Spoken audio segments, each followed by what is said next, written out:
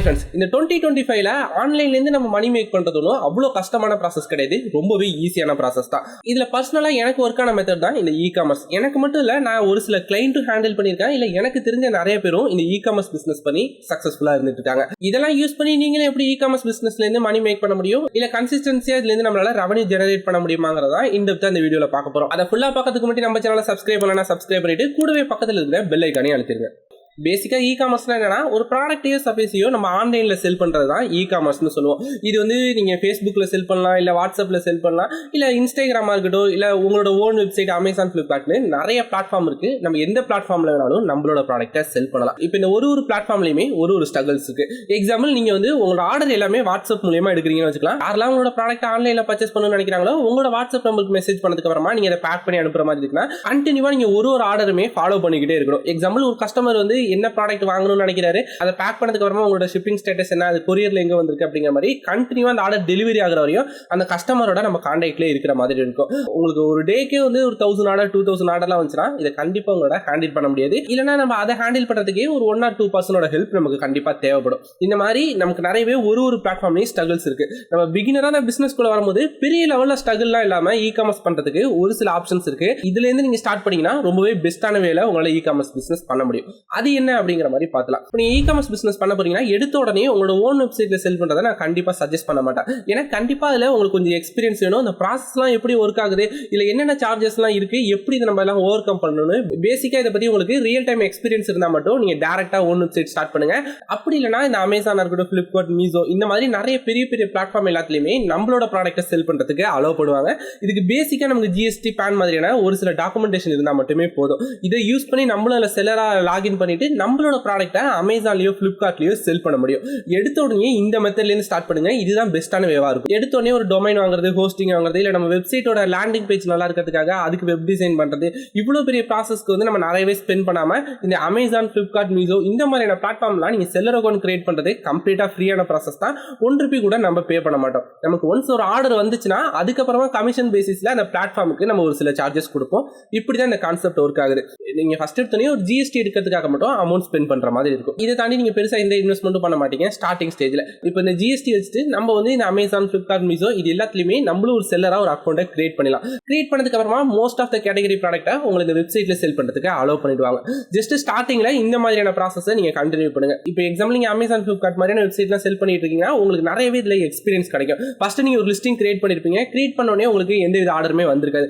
என்ன எந்த வித ஆர்டருமே வரலன்னு அதை பத்தி நீங்க ரிசர்ச் பண்ணும்போது தான் ஓகே இதுல எஸ்இஓன்னு ஒரு விஷயம் இருக்கு. எஸ்இஓ பண்றது மூலமா நம்மளோட ப்ராடக்ட்டை சர்ச் இன்ஜினுக்கு முன்னாடி கொண்டுட்டு வந்து வைக்க முடியும். இதனால நிறைய கஸ்டமர் நம்மளோட ப்ராடக்ட்டை ரீச் பண்ண வைக்க முடியும். இதனால நமக்கு ஆர்டருமே நிறைய வரும்னு ஒரு விஷயம் உங்களுக்கு தெரிய வரும். அப்புறமா இனிமே நீங்க நெக்ஸ்ட் ஸ்டேஜ் போறதுக்காக இந்த அட்வர்டைஸ்மெண்ட் பத்தியா இருக்கட்டும், கேம்பெயின்ஸ் பத்தியா இருக்கட்டும், பிபிசி ஆட்ஸ் இதெல்லாம் பத்தி நீங்க இனிமே இன்டெப்தா தெரிஞ்சுக்க ஆரம்பிப்பீங்க. இதெல்லாம் நீங்க தெரிஞ்சுக்கிறதுனால இந்த மாதிரியான பிளாட்ஃபார்ம்லயே அதிகமான ஆர்டர்ஸ் கொண்டுட்டு வர முடியும். இல்ல இல்லாம நீங்க ஓன் வெப்சைட்ல செல் பண்ணும்போது ரொம்பவே உங்களுக்கு யூஸ் ஆகும். இந்த இ-காமர்ஸ் உங்களுக்கு ரொம்பவே கஷ்டமா இருக்கிற மாதிரி ஃபீல் பண்ணீங்கன்னா நான் என்ன சஜஸ்ட் பண்ணுவேன்னா, ஃபர்ஸ்ட் எடுத்தோடனே மீசோல இருந்து செல் பண்ண ஸ்டார்ட் பண்ணுங்க. ஏன்னா இருக்கிற மார்க்கெட் பிளேஸ்ல மீசோல தான் ரொம்ப ஈஸியான வேலை நம்ம ப்ராடக்ட்டை செல் பண்ண முடியும். ஒரு ப்ராஃபிட் கால்குலேட் பண்றதா இருக்கட்டும், நம்ம ஒரு லிஸ்டிங் கிரியேட் பண்றதா இருக்கட்டும், இது எல்லாமே ரொம்பவே சிம்பிளான ப்ராசஸா மீசோல தான் இருக்கும். மீசோல செல் பண்ணதுக்கு அப்புறமா அமேசான், ஃபிளிப்கார்ட்லயும் உங்களோட ப்ராடக்ட்டை லான்ச் பண்ணுங்க. இல்ல உங்களுக்கு இந்த ப்ராசஸ் எல்லாமே ரொம்பவே பிடிச்சிருக்கு, இது எல்லாமே ரொம்பவே ஈஸியா இருக்கிற மாதிரி ஃபீல் பண்ணீங்கன்னா ஸ்டார்டிங்ல நீங்க அமேசான், ஃபிளிப்கார்ட், மீசோ இந்த மாதிரியான பிளாட்ஃபார்ம்ல செல் பண்ண முடியும். இப்போ மோஸ்ட்லி நான் ஏன் அமேசான், ஃபிளிப்கார்ட், மீசோ மட்டும் ப்ரிஃபர் பண்றேன். இதை தாண்டி நிறைய மார்க்கெட் பிளேஸ் இருக்கு. இப்போ மிந்த்ரா இருக்கு, அப்புறம் ஜியோ மார்ட் இருக்கு, இல்ல ஸ்னாப்டீல் இந்த மாதிரி நிறைய ஆப்ஷன்ஸ் இருக்கு. மோஸ்ட்லி இந்த அமேசான், ஃபிளிப்கார்ட், மீசோ தான் பிகினர் ஃப்ரெண்ட்லியாவும் இருக்கும். ரொம்பவே காம்ப்ளிகேட்டடான ப்ராசஸ்லாம் இதுல இருக்காது. இப்போ நீங்க ஜியோ மார்ட் மாதிரியான வெப்சைட்லாம் செல் பண்ண போறீங்கன்னா ஸ்டார்டிங்லேயே உங்களுக்கு கண்டிப்பா ஜிஎஸ்டி தேவைப்படும். அதுவும் நீங்க செல் பண்ண போற ப்ராடக்ட் உங்களோட ஜிஎஸ்டி கிளாஸ் கீழே இருந்தா மட்டும் தான் செல் பண்ண முடியும். ஸ்டார்டிங்லேயே ஒரு பிகினர் என்ன ப்ராடக்ட் செல் பண்றதுனே தெரியாம இருக்கும்போது ஒரு கேட்டகரி கீழேயுமே அவர் 10,000 20,000 ஸ்பெண்ட் பண்ணி ஒரு ட்ரேட் மார்க் அவரால் எடுக்க முடியாது. அதோட இல்லாம மற்ற பிளாட்ஃபார்ம் எல்லாத்துலயுமே எந்த அளவு ரிலேபிளா இருக்குன்னு தெரியல. நம்ம ஒரு ப்ராடக்ட்டை செல் பண்ணதுக்கு அப்புறமா நம்மளோட அமௌண்ட் பேங்க் அக்கௌண்ட்டுக்கு கிரெடிட் ஆகிறதா இருக்கட்டும், எந்த அளவு அவங்க ஜென்யூனா இது எல்லாத்தையும் ஃபாலோ பண்றாங்கிறது எனக்கு தெரியல. பர்சனலா என்னோட எக்ஸ்பீரியன்ஸை பேஸ் பண்ணி பிகினர் ஃப்ரெண்ட்லியாவும் ஓரளவு ட்ரஸ்டபிளா இருக்கிறது எல்லாமே இந்த 3 பிளாட்ஃபார்ம் தான். இந்த 3 பிளாட்ஃபார்ம்ல மட்டும் செல் பண்றது மூலமா மந்த்லி நம்மளால ஃபிக்ஸ்டா இவ்வளவு ரெவன்யூ எடுத்துட்டு வர முடியும். நம்மளால இதுல நிறையவே ஸ்கேல் பண்ணி போக முடியும்னு கிடையாது. நம்ம என்னதான் அமேசான், ஃபிளிப்கார்ட் மாதிரி பெரிய வெப்சைட்ல நம்ம ப்ராடக்ட்டை செல் பண்ணாலும் சரி, இல்ல நிறைய கஸ்டமர் அட்வர்டைஸ்மெண்ட் மூலமாவோ ஆர்கானிக்காவோ நம்ம ரீச் பண்ணாலும் சரி, நமக்கு நிறையவே ஆர்டர் ஜெனரேட் பண்ணாலும் எண்ட் ஆஃப் தி டே நம்ம ப்ராஃபிட் மேக் பண்றோமா இல்லையாங்கிறது நம்ம ப்ராடக்ட்டோட குவாலிட்டியை பொறுத்து மட்டும் தான் இருக்கு.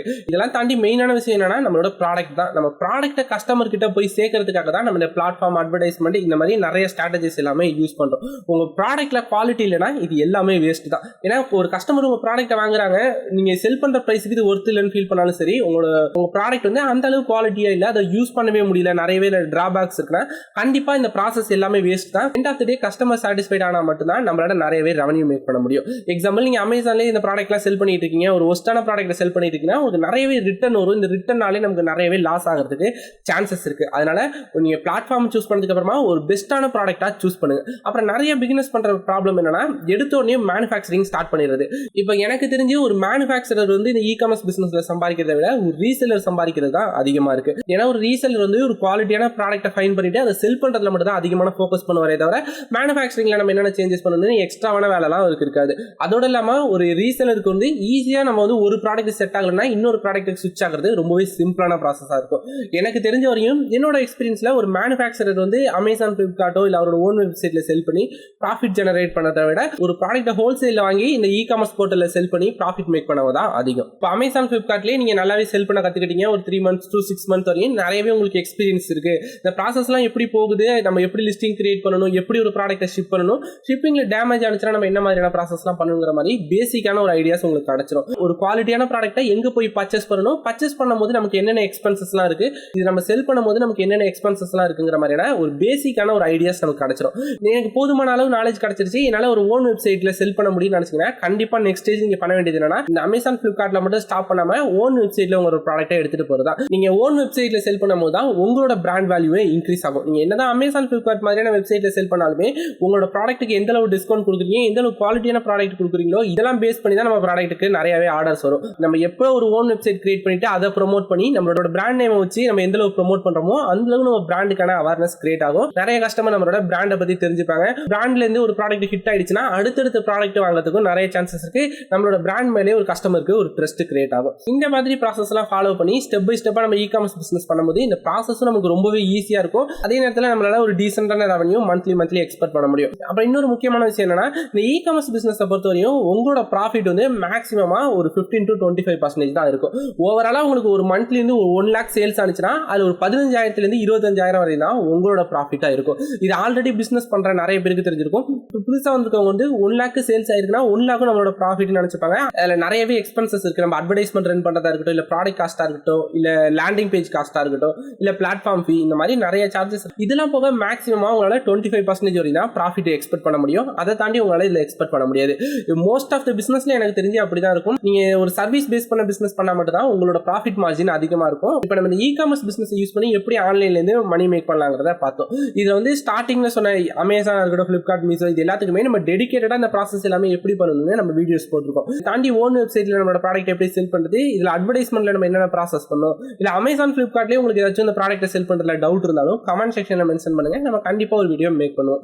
இது மாதிரி இன்னொரு இன்ட்ரெஸ்டிங்கான வீடியோ பார்ப்போம். அதை மிஸ் பண்ணாம பார்க்கிறதுக்கு நம்ம சேனலை சப்ஸ்கிரைப் பண்ணிட்டு கூடவே பக்கத்துல இருக்கிற பெல் ஐகானை அழுத்திடுங்க.